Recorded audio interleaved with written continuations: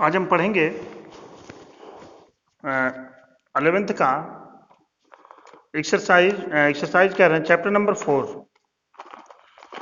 Number 4 जिसका नाम है गणितीय आगमन का सिद्धांत। इसका नाम है गणितीय आगमन का सिद्धांत। इंग्लिश में कहते हैं इसको प्रिंसिपल ऑफ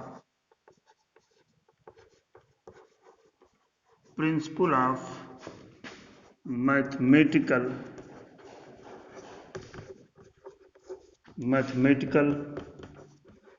इंडक्शन, जिसका नाम है प्रिंसिपल ऑफ मैथमेटिकल इंडक्शन।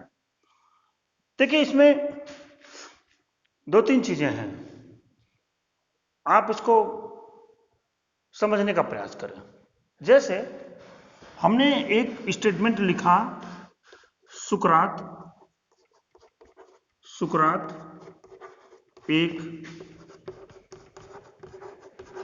आदमी है। मैंने लिखा सुकरात एक आदमी है। दूसरा लिखा यहां आदमी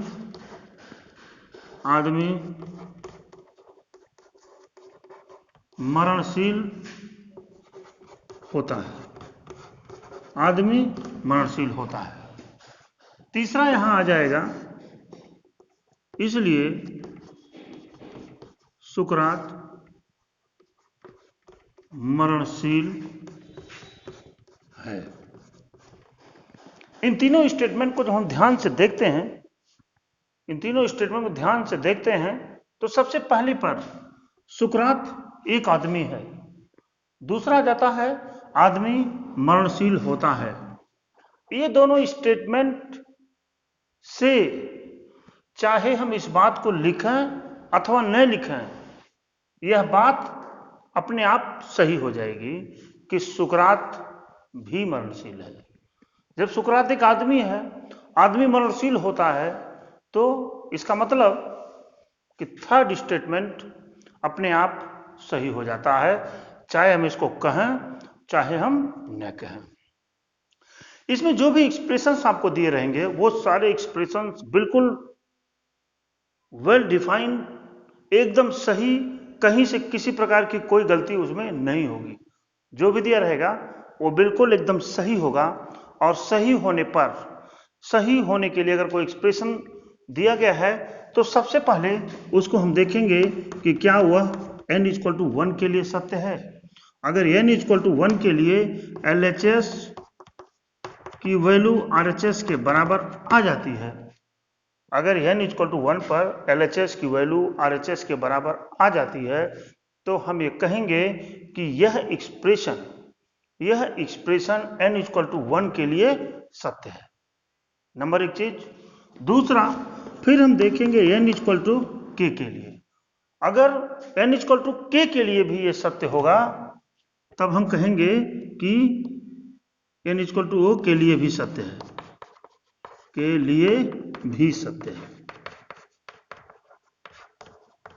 हमने इसको तो लिख दिया। अब देखिए, अगर इसको मान लेते हैं कि सुकरात एक आदमी है और इसको मान लेते हैं कि आदमी मरणशील होता है, तो n=k+1 अपने आप सही हो जाएगा। यदि कोई एक्सप्रेशन n=1 के लिए सत्य है और n=k के लिए सत्य है, तो n=k+1 के लिए वह ऑटोमेटिक अपने आप सत्य हो जाएगा। एक एक्सप्रेशन, एक उदाहरण हम देंगे और उस उदाहरण के माध्यम से हम आपको बताने का प्रयास करने जा रहे हैं। देखिए, इसको मिटाते हैं, नोट कर लीजिए इसको। एक क्वेश्चन देखिए इस पर।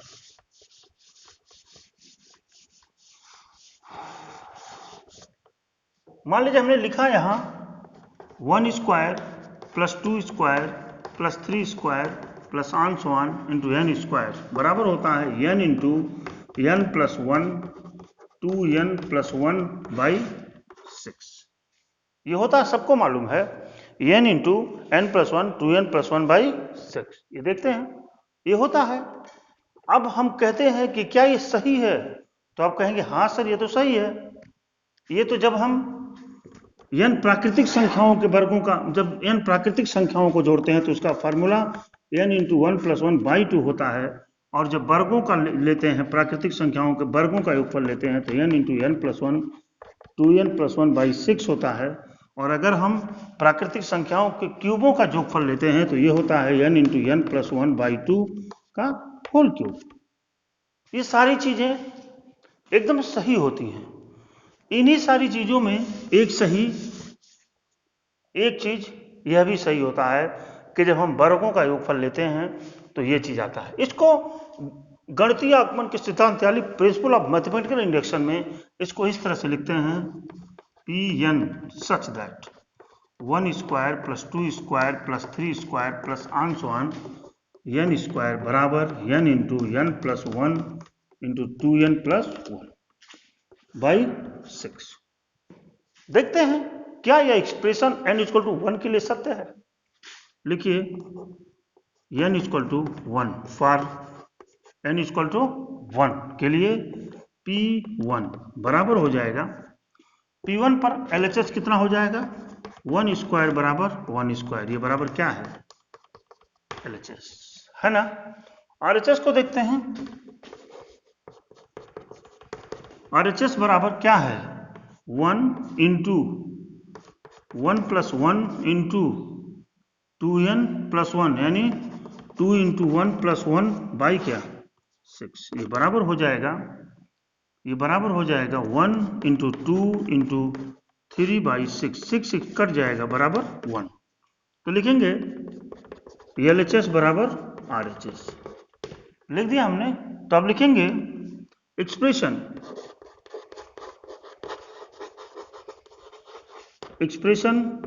n इक्वल टू 1 के लिए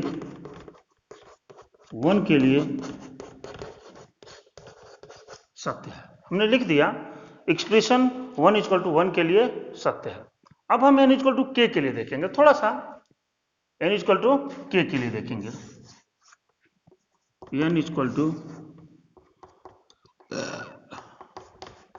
k के लिए, n इक्वल टू k के लिए देखेंगे तो यहाँ क्या हो जाएगा, pk बराबर 1 square plus 2 square plus 3 square plus on one, यहाँ क्या हो जाएगा k स्क्वायर बराबर k into k plus 1 2k plus 1 by 6। देखिए जहां जहां n था वहां k आ गया। अब ये लिखेंगे यह एक्सप्रेशन n बराबर k के लिए भी सत्य है, के लिए भी सत्य है। देखिए क्वेश्चंस लगाने का तरीका यही है। अब हम इसको हटाते हैं, यहां से नोट कर लीजिए, इसको नोट कर लीजिए, हम हटाते हैं लिखने के लिए। चलिए ठीक है। अब now n equal to k plus 1 के लिए, किसके लिए, n इक्वल टू k। मैंने क्या बताया था कि अगर n इक्वल टू 1 और n इक्वल टू k के लिए एक्सप्रेशन सही है तो n बराबर k प्लस 1 के लिए भी सही होगा। बस आपको प्रूव करके मैं बताने जा रहा हूं। देखिए यहीं से इस क्वेश्चन की शुरुआत होती है, जितना भी सोल्यूशन होता है वो सारे सोल्यूशन यहीं से शुरू हो जाते हैं। देखते हैं इसको।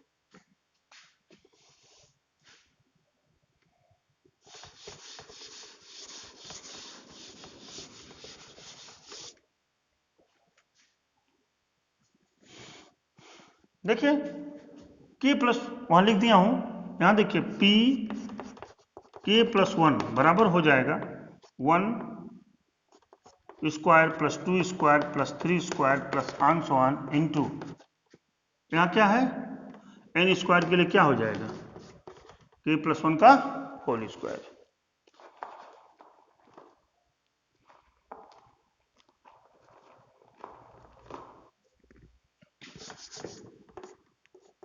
k square plus k plus 1 का होल स्क्वायर बराबर हो जाएगा। या तो इसको लिख सकते हैं कि दोनों पक्षों में k प्लस 1 जोड़ने पर लिखेंगे, यहां पर क्या था k into k plus 1 2k plus 1 by 6 plus क्या k प्लस 1 का क्या होल स्क्वायर। मैंने दोनों पक्षों में जोड़ दिया, यहां भी जोड़ दिया था और यहाँ भी जोड़ दिया। तो इसी को सॉल्व करेंगे और सॉल्व करके हम आपको दिखा देना चाहते हैं। बराबर हो जाएगा ये। यहाँ k+1 है, यहाँ भी k+1 है। k+1 हम कॉमन ले सकते हैं। k+1 हमने कॉमन ले लिया। यहाँ क्या बचेगा? k into 2k+1 plus 6k+1 by क्या 6 मिला आपको। ये हो जाएगा k+1 गुणा करेंगे 2k² plus k plus 6k+1 upon 6 बराबर हो जाएगा k+1 2k²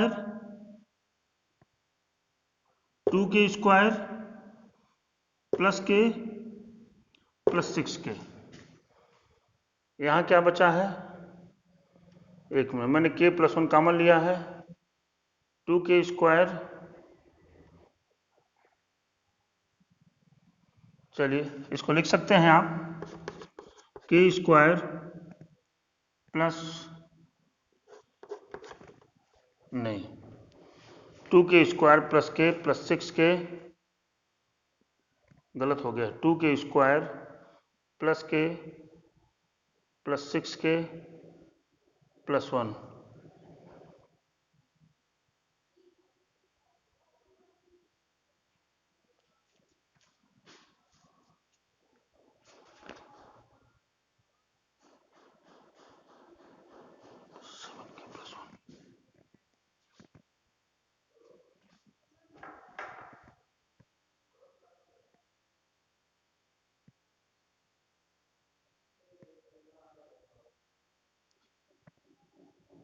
देखिए यहाँ पर 2k² k और k को जोड़ेंगे 7k प्लस 1 बाई क्या 6 हो गया। ये आगे चलते हैं, लंबे क्वेश्चन होते हैं इसके।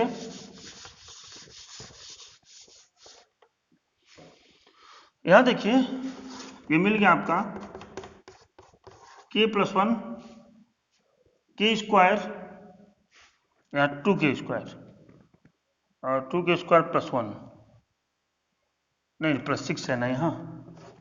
अरे भाई 6 के तभी गलत हो रहा था। 6k प्लस 6 6 दूना 12 4 तिया 12 गुणनखंड करेंगे इसका तो मिलेगा आपको 2k² plus 4k plus 3k plus 6 by क्या 6। ये बराबर हो जाएगा k+1, यहाँ पे 2k कॉमन लीजिए बचेगा k+2 और यहाँ पर प्लस 3 कॉमन लेंगे बचेगा क्या k+2 बाई 6। ये बराबर हो जाएगा आपका k+1, यहाँ पर आएगा k+2 और क्या 2k plus 3 by 6। This may be written as, यहाँ क्या था k n की जगह पर क्या होगा n बराबर k+1 पर n की जगह पर k+1 होगा, k+1 आ गया। n+1 की जगह पर क्या होना, n की जगह पर क्या होना चाहिए k+1, यहाँ क्या है k+2। तो this may be written as, इसको लिख सकते हैं k+1 प्लस 1, ये हो गया k+2। यहाँ क्या लिख सकते हैं हम, यहाँ लिख सकते हैं 2 n की जगह पर क्या चाहिए k+1, तो यहाँ पे हम लिख सकते हैं 2k प्लस 2 प्लस 1, एक साथ इसको लेंगे हम।